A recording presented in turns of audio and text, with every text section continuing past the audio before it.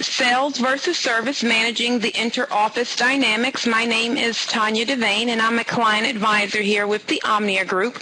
Before we get started, I just want to show you a couple of things, because we try to make this as interactive as possible. So at the top of the screen, you'll see a man raising his hand, or a person raising their hand. And if you hit the drop-down menu, when I ask questions throughout the session, you can agree, disagree, raise your hand if you have. When I ask, anybody who has experienced this, please raise your hand. You can also tell me if you're LOLing, laughing out loud, or if you want to give me some applause. Who doesn't love kudos? So let's go ahead and get started. Again, today's webinar is Sales versus Service, Managing the Interoffice Dynamics.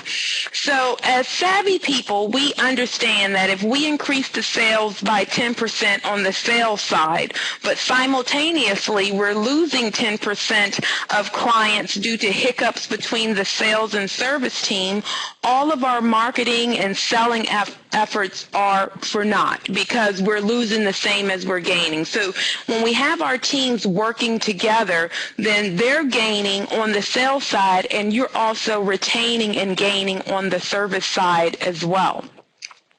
So let's think about what are the benefits of having cohesive teams. So in your chat box, or at the bottom where it says questions, can anyone type in, why do we want to have a cohesive team? What are some of the benefits of that? And as people are typing in, I know, increased self-esteem is one that I think of, increased morale and engagement. Very good, Donald. Productivity. Mandy saying more production and morale. Virginia, for better work. Most definitely.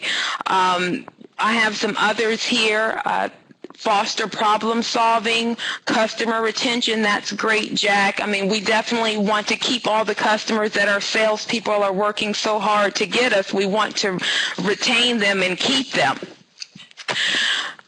And then I see Sandy, company success. Exactly. That's perfect. Those are all great.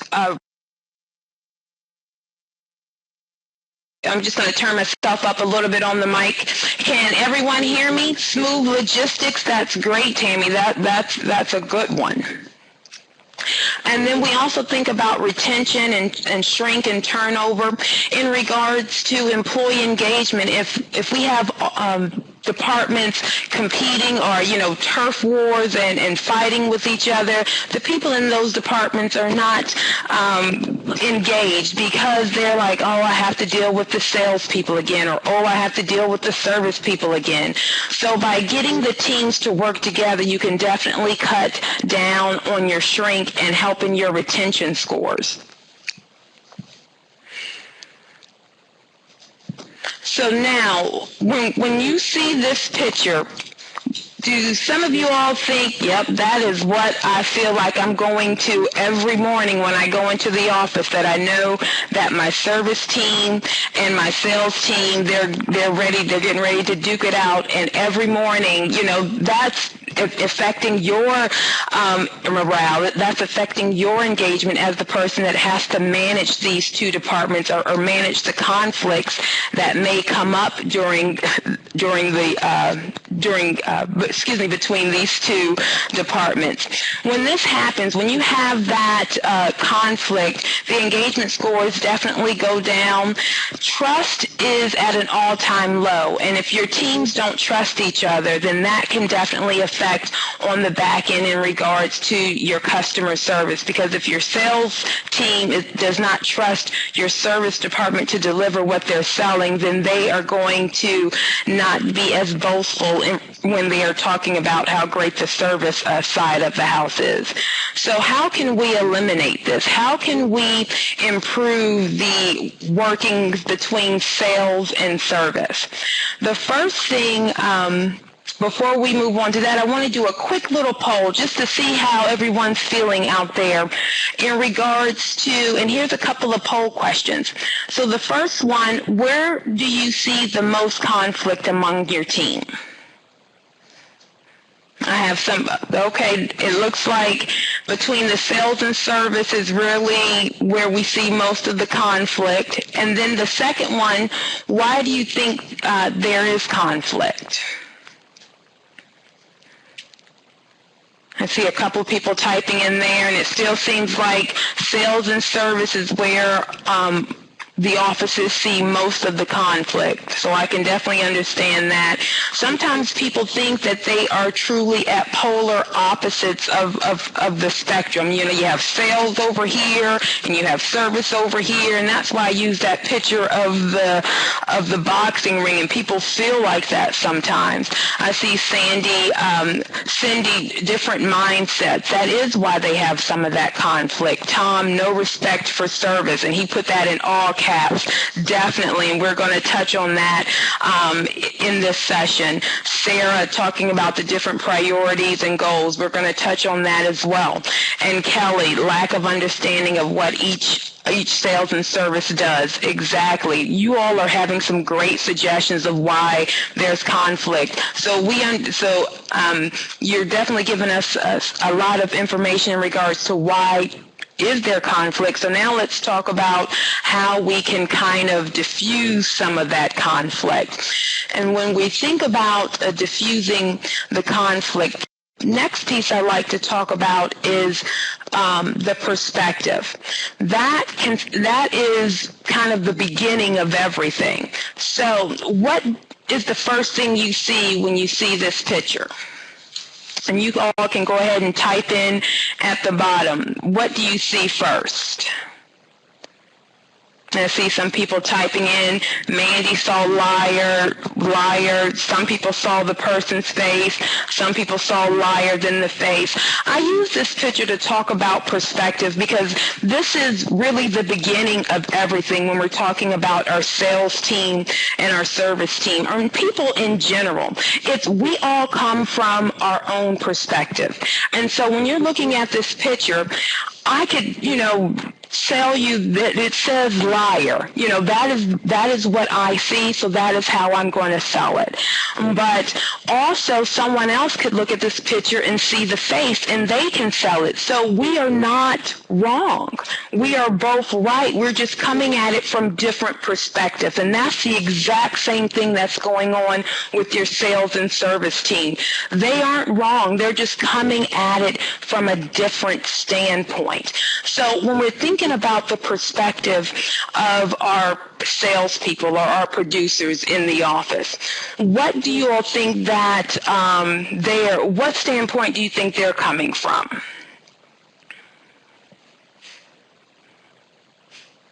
And we have some people typing. They are typically, when you're thinking about your producers, they're typically coming from the standpoint of, trying to make the sales. They have quotas, they have goals. And our producers, and yes, Becky, thinking about all new business. Kelly, getting the sale no matter what. Lisa, commissions, meeting goals. That's perfect. And that's where they're coming from. So they sometimes look, their perspective on the CSRs are sometimes that they're too picky, they're too touchy. All they're worried about is just the details. There's other things that go into play besides just the details. Our producers, their perspective on the CSR world can sometimes be that they just take forever. They seem to be defensive. I try to help them. I try to give them license to be a little creative, and they just don't seem to give me what I want. And then when we think about it on the opposite side of the house. Think about it from the service and support staff. What do you all think their perspective is when they come to work in regards to their responsibilities? And I see we have Lisa and Sarah feverishly typing away. So when you think about the service and support staff and what their perspective may be, exactly, Sandy, meeting their service goals. Customer service, taking care of the customer, I see Tammy said, exactly. Retention, correct, fulfilling the commitment of the sales team. Client engagement and customer service. Yes, that is the perspective of the service and support team.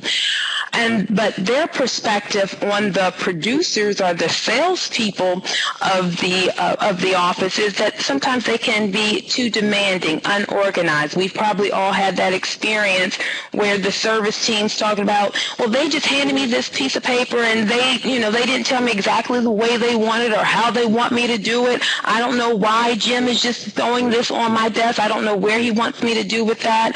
They always think that their emergencies or is everyone's emergencies. They don't understand what else I have on the plate. I know these are all the things that you all are probably hearing from your service team in regards to how they look at the sales department, giving them incomplete information.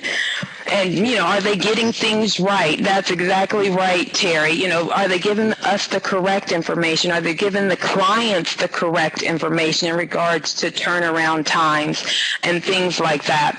So when we think about how to get these two teams together, the main thing you want to think about is communication.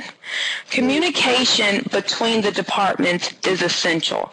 Because if the service team doesn't know what the sales team is offering, when the service team gets that call, they're going to be blind. They're going to be blindsided. They're not going to feel confident in regards to helping the customer. You have to think when your customer service team, they really like that service aspect. That's why they're on that side of the house.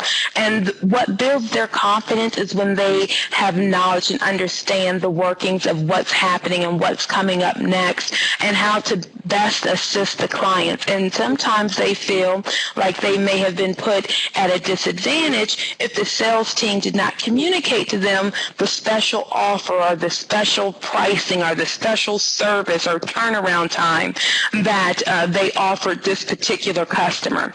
When we talk about communication, there's a couple of things that come into play. One is the talking piece. So yes, that's the words coming out of my mouth. Then the other piece is the listening piece. So I want to do a quick little exercise in regards to listening.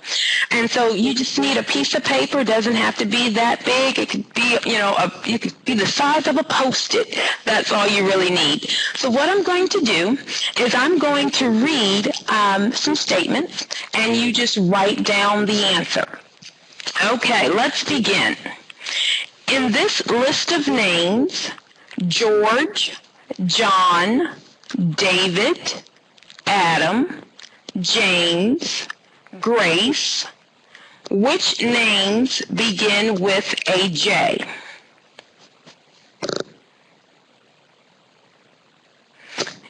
Under your answer, write the number 2A and 2B. Suppose you were given these directions. Go to room 315 and look in the lower right drawer and bring me all the boxes of pencils that are left there. For 2A, would you look in the right or left-hand drawer? For 2B, would you go to room 531, 315, or 135? Now write the number 3. Answer true or false to this. In the list of words, be, see, free, glee, flee, me, the second word mentioned is free. Now write the number 4. Your spouse asked your spouse asked you to bring home meat, milk, cheese, bread, You bring home milk, peas, bread, and meat. What did you forget? Now write the number 5. You are a driver of a school bus. At the first stop, 13 children get on. At the next stop, 5 children get on and 2 get off. At the next stop, 8 children get on. At the next stop, 4 more get on and 1 sneaks off. How old is the bus driver? Now let's check your answers. You get 20 points if you wrote John and James for number 1. So that's 2. So for 2A, you get 10 points for right drawer. For 2B, 10 points for room 315. Number 3, you get 20 points for false. The second word was actually C. For number 4, you get 20 points for cheese. And number 5, you get 20 points if you wrote down your own age, because the question was, how old is the bus driver? And it started out with, you are the bus driver. So, for everyone who got 100, raise your hand. See if we see some people raising hands. Okay, I see Kelly, Sherry, Kelly. Wow, quite a few hundreds. You all are excellent listeners. Let's see, people who received 90. Who do I have at the 90? Okay, I see Kim, Caitlin, Lisa. You all are good listeners. And then for everyone else, it's a good thing you're on this webinar to talk about communication and listening. Now, if 80s are fair, and then, everyone else, once again, welcome to the webinar on communication and how listening is part of communication. So when we're talking about getting the 2 groups together, like I said, communication is the key, and part of that communication is listening. We have to listen to each other. We have to be a part of meetings together. It is a great thing to have that sales and service team interaction, maybe meeting once a month or maybe meeting quarterly. Sometimes service does not know the new things that sales has to offer, or even including your marketing team in that meeting would be beneficial as well. So everyone is on the same page. Also, you want your service team to be talking to your sales team, because guess who is the first line of defense?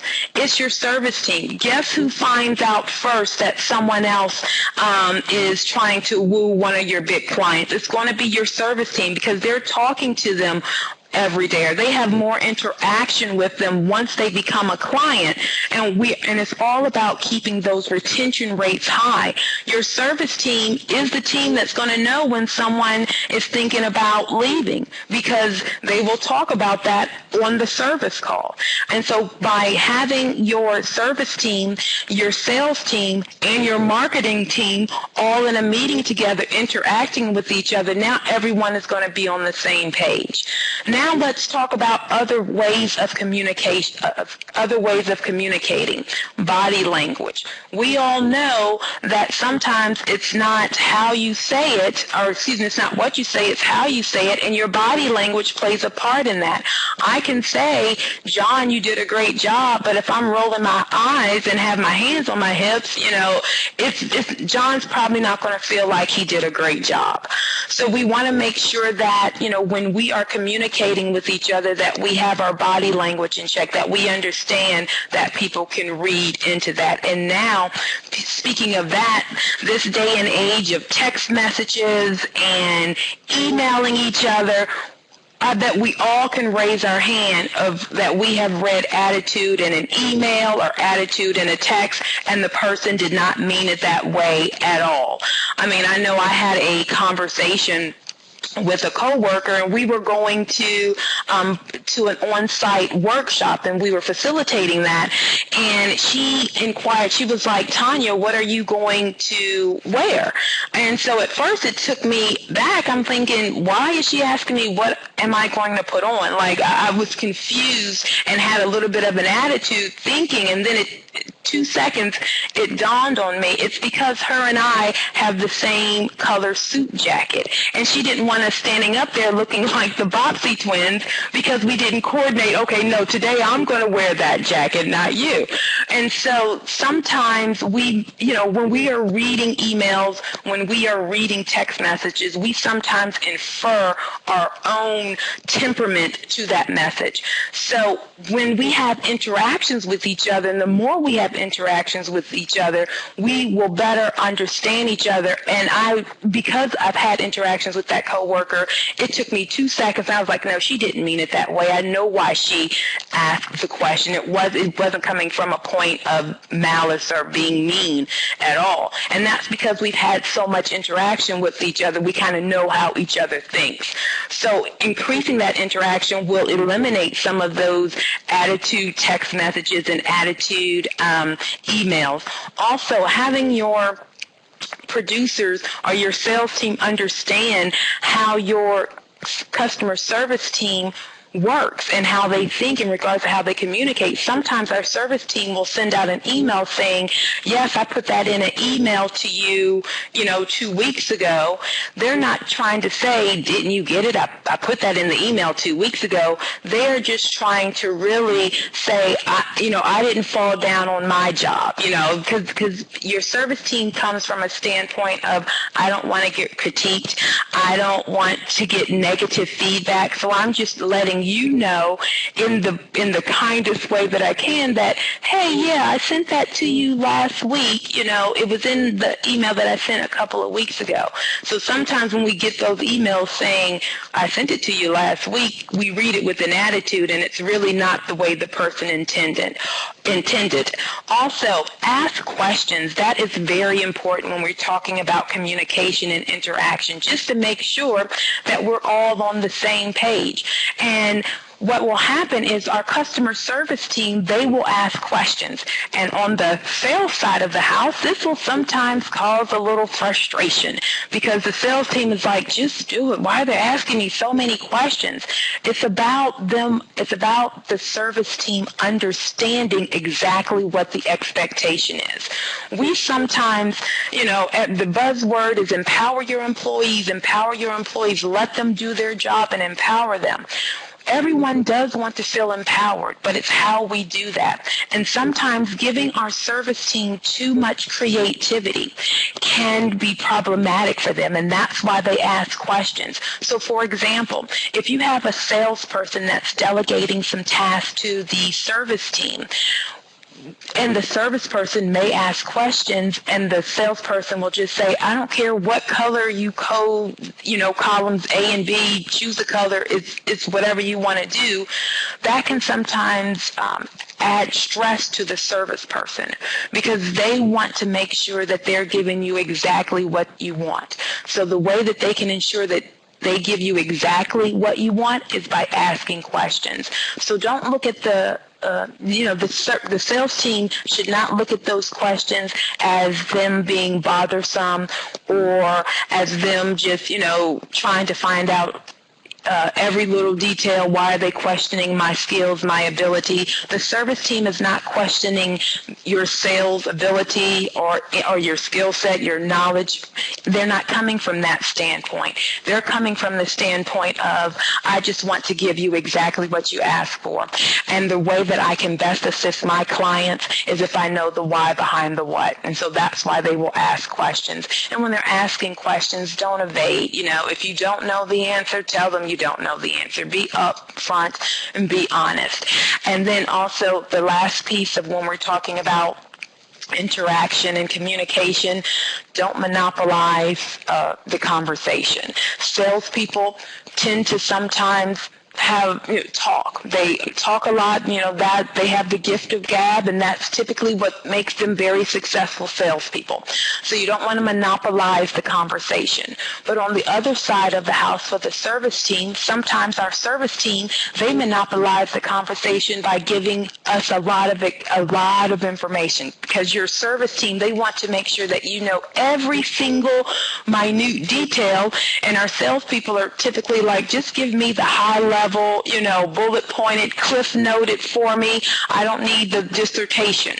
And so both sides of the house, you want to make sure that they're not monopolizing. So as you're managing this conflict, or as you're managing these two teams, you want to ensure that each side has enough time to speak as well as listen, so that no side is talking more than the other when we talk about communication and interaction. The next piece we think about in regards to managing that conflict between sales and service is the goal. The goal is to keep customers happy, maximize profits, and keep employees engaged. So you want your teams to understand that they are coming from the same standpoint. Producers want happy and engaged customers. The service team want happy and engaged customers. It's just, how do they go about that? Producers come from the standpoint of, how can I have a happy and engaged customer? Promising them what they need. Getting, I heard their hot buttons, I heard their wants, satisfying those needs, satisfying those immediate needs, and getting the sale.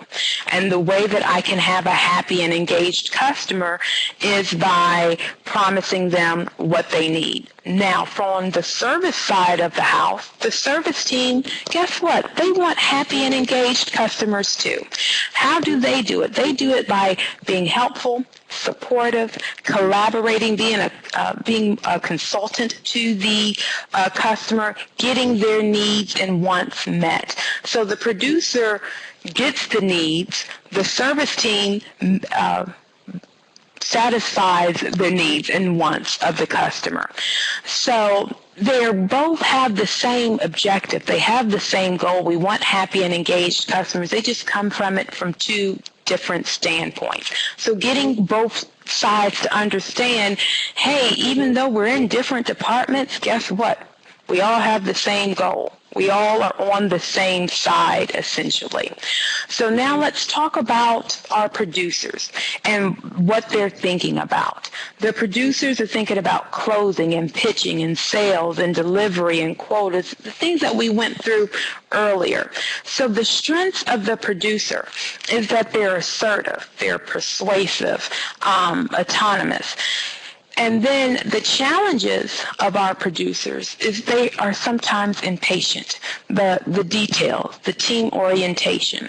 What the producers need to understand, and what you need to help your producers understand when you are managing that conflict, is, one, paramount above everything, is that we have to have respect for all sides of the house. We have to respect our service team, because, yes, you could sell everything that we have, and at the end of the day, that's wonderful. But if you don't have a service team that's backing up what you're selling, that's for naught. You've done nothing, essentially, because the service team is what's going to keep them. We can probably all think, and let's everyone raise your hand if you have referred a person to some place, to some service, purely on your customer service experience. And we can do the exact reverse, that you have also said, no, don't go there, because of the customer service. So we live and die by our customer service team. It's great to have the salespeople and them bringing in the sales, but we can have, if we don't have a great, solid service team, those sales are just going out the door. And so we have probably, and I know I personally will go someplace, spend a little extra money to get better customer service for the exact same thing, and it's purely based on customer service. I mean, that's the whole kind of marketing scheme between Walmart and Target, basically, is that Target, feel like they have a better customer service platform. And, some things are a little bit higher there, but people will go to Target rather than Walmart. And it's based on customer service. It also could be based on the parking lot and how, you didn't want to stand in lines for 20 minutes. But you all get exactly what I'm saying. So you have to ensure that your producing side of the house understand that we need to respect our service team, because they are essentially what keeps us going. And then, you want the service team, you want to ensure that the producers make the service team feel value. Your service team is definitely your first line of defense, like I said earlier, in regards to they find out information first. So utilizing them as a resource is very beneficial. They can help you save accounts. They can maintain your current sales. They really do lay down the foundation for referrals, because if the person that you just sold, if they have a great customer service experience, they're really going to remember the customer service experience more than the salesperson. Just because customer service is everyone is always looking for exceptional customer service, and everyone pretty much feels that some customer service has gone down the tubes a little bit. So when they get exceptional customer service, that kind of stands out in their minds. When promising timelines to your clients, distinguish between, is it their need or is it their preference? I hear that this is one of the biggest conflicts, is the sales team promising, oh yeah, we can get that to you in 2 minutes, and the service team is like, well, no, it takes 24 hours. And it's your service team that has to deal with the conflict or the miscommunication of, well, no, I thought I was going to get it in 2 minutes.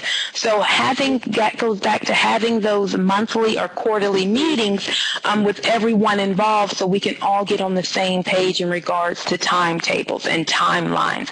So the sales team understands what timelines the service team is under and the time constraints that they have.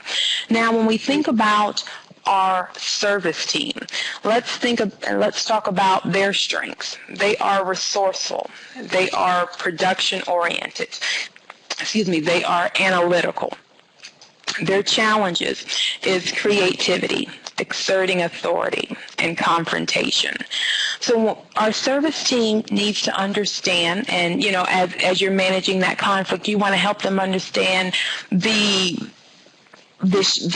pressure that the producers are sometimes under in regards to those sales quotas, in regards to, we have to get sales in the door. I have to make things happen. That pressure, waiting on a prospect to turn into a client, that can be a very stressful situation. Our service team needs to be more like the duck in the water, I like to call them, because everything looking at our clients is smooth sailing. We're just coasting along the water, but underneath you see the duck feet really moving, to try to keep things going. So the service team, we don't need to necessarily, talk about how there was, how it was a miscommunication. We just need to make it happen. We just need to smooth it over so the customer doesn't know exactly what's going on behind the scenes, that we satisfy the customer needs. And the service team, in regards to looking at the producers, need to understand that the pressure that they're under, that they definitely want to have a happy and engaged customer, and sometimes they are under a lot of pressure to make that happen. So in crunch time, they may make some promises that are hard to fulfill. And understanding that, as long as it's an exception to the rule and not always the rule, that it's okay, and we don't let our clients see that, okay, there was a little tear in the communication on our end. They just see the duck smoothly, coasting across the water.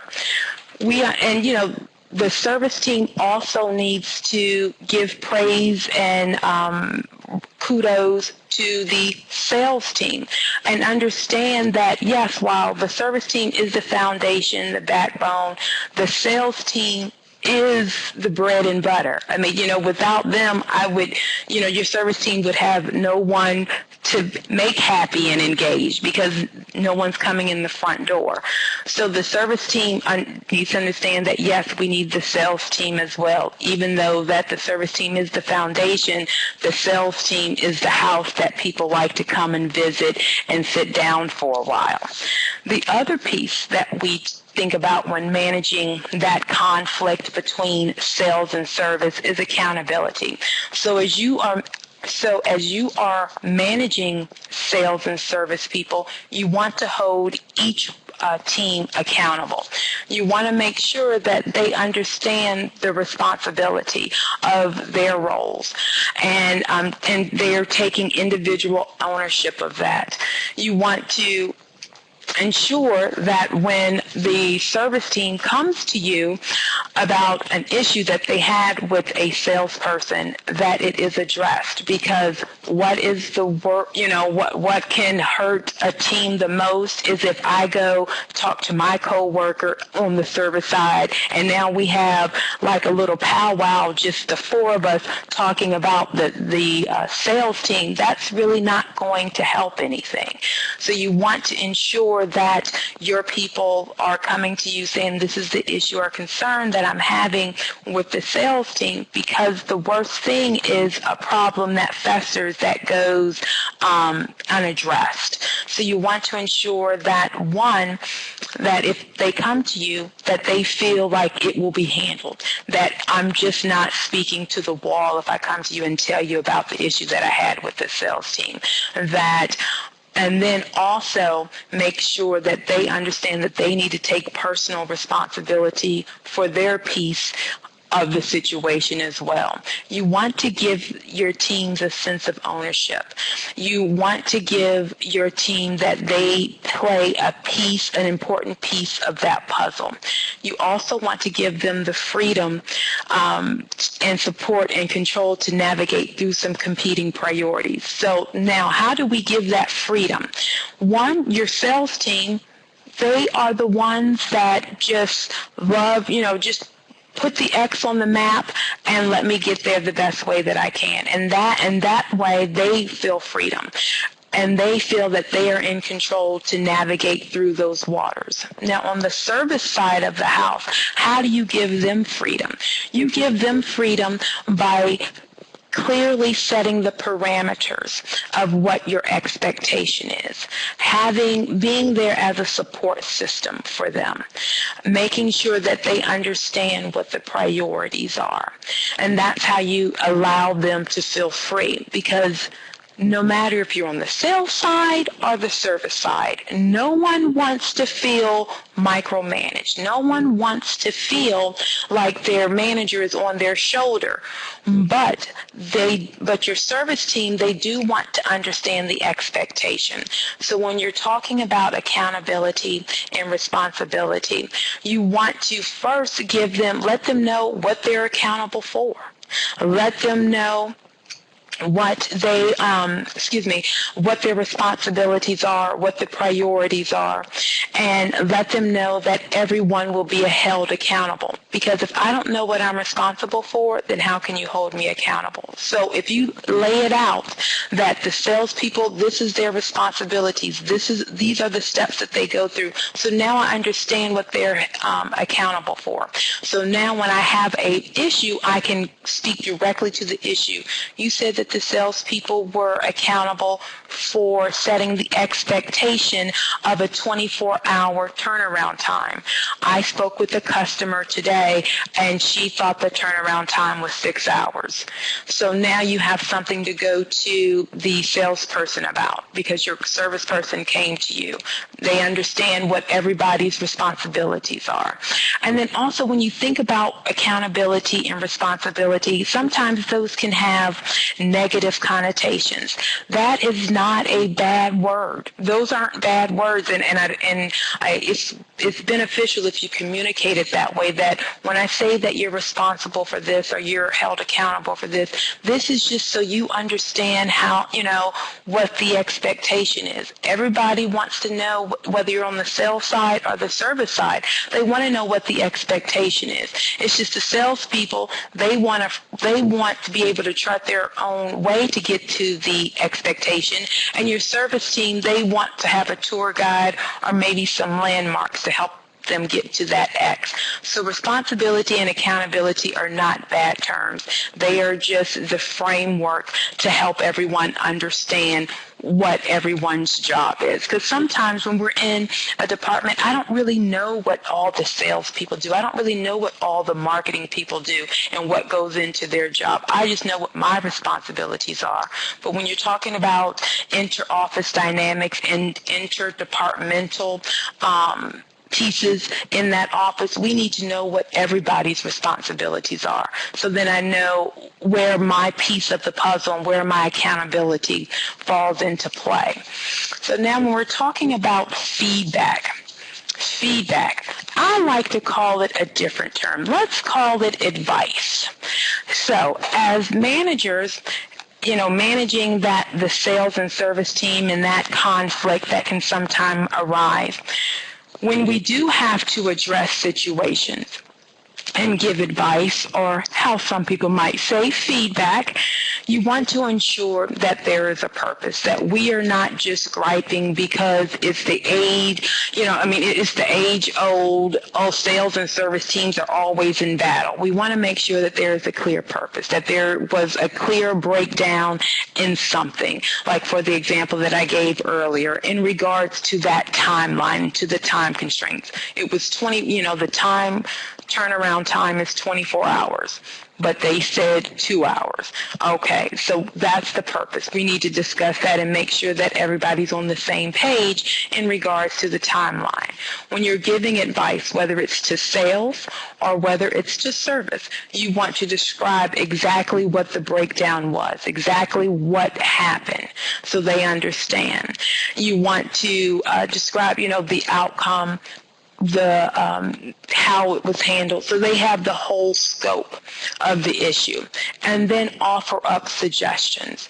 So if we're going to go with the 24-hour turnaround time, when we're talking to the producer or the salesperson, make suggestions in regards to suggesting that they stick to the timeline that has been agreed upon, and this is the reason why that we have to do it, because there's so many things that goes into play into setting up an account. Doing it in 2 hours can sometimes be a hard push for our customer service team to abide by. And then you want to summarize. You want to make sure that at the end of the advice session, that we all understand exactly that we're on the same page, that we understand what the problem was, how the problem was handled, the suggestions that we're going to use so this doesn't happen again, and make sure that we're all on the same page before we move on. That's how feedback and advice should work on both sides of the house, whether you're talking to sales or whether you're talking to service. You want to end it with making sure that we all understand and that we're going to do it differently moving forward. Now, the next piece is recognition, and it is a two-way street. You want to ensure both teams are congratulating each other. You want to ensure that your sales team is singing the praises of your service team, as well as your service team singing the praises of the sales team. Now, there's differences in the way that we give you those kudos. Typically, your salespeople are more of the public recognition, the individual achievement. This is what, like, John, you did a great job on selling XYZ company, shaking hands, ringing the bells, going down the hallway, congratulating the sales team. Your sales team, they need to congratulate the service team. And your service people are typically a little more reserved. They don't need the bells and whistles, but everyone wants to know that they're doing a great job.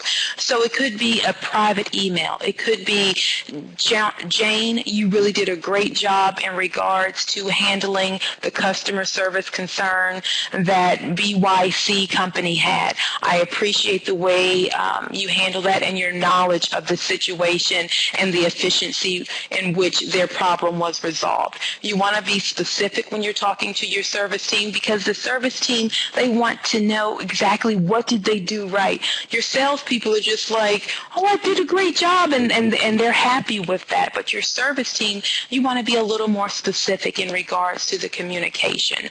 And then also when you're talking about kudos, sometimes, let's say you had some long-range goals that your service team hit, make sure your sales team congratulates them. And typically your salespeople are more short-term goal-oriented, meaning they like to have quick check-off, like, oh, I did, I made that. And so their goals are typically shorter in time. Make sure that your service team is acknowledging those milestones as they are hit as well.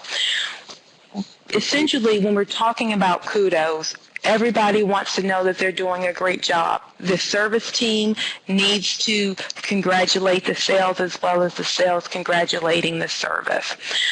When you think about managing the conflicts, and it just kind of like to sum it up with these few points, you want to first establish mutual understanding. Everyone needs to have the same definition of what a great customer service experience is, what customers' expectations are, and successful customer interaction. And the way we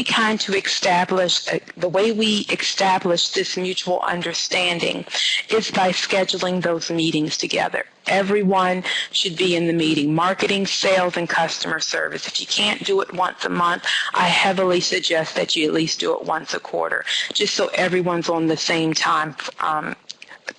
page. That right there can eliminate a lot of conflict, because the main conflict is that communication.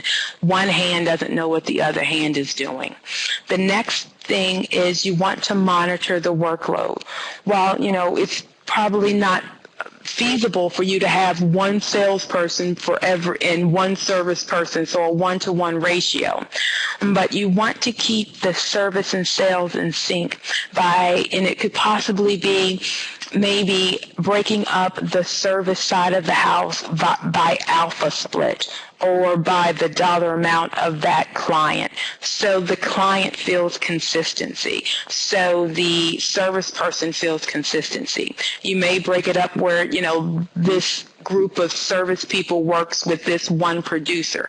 And so once they create that synergy, okay, we all know how John operates. So we know when John sets this down and he says this is a 911, he actually means that he needs it tomorrow, not immediately. So creating some of that consistency and monitoring the workload that way can be very beneficial.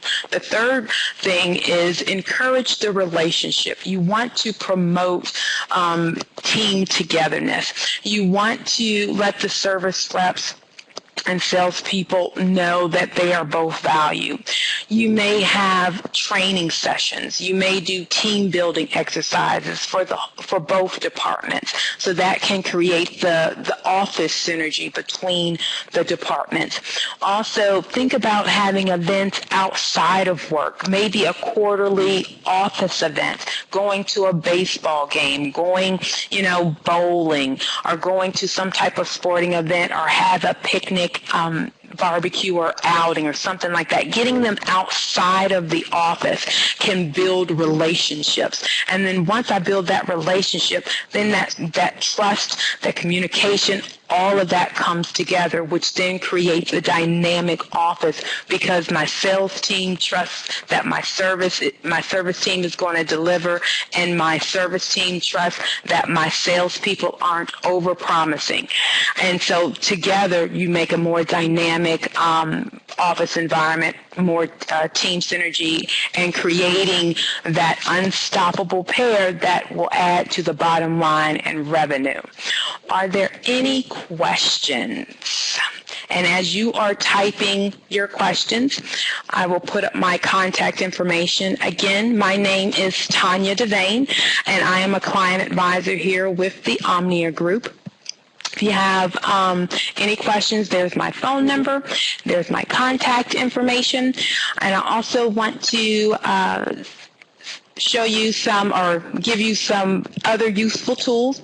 If you are interested in the PowerPoint presentation, you can click on the download.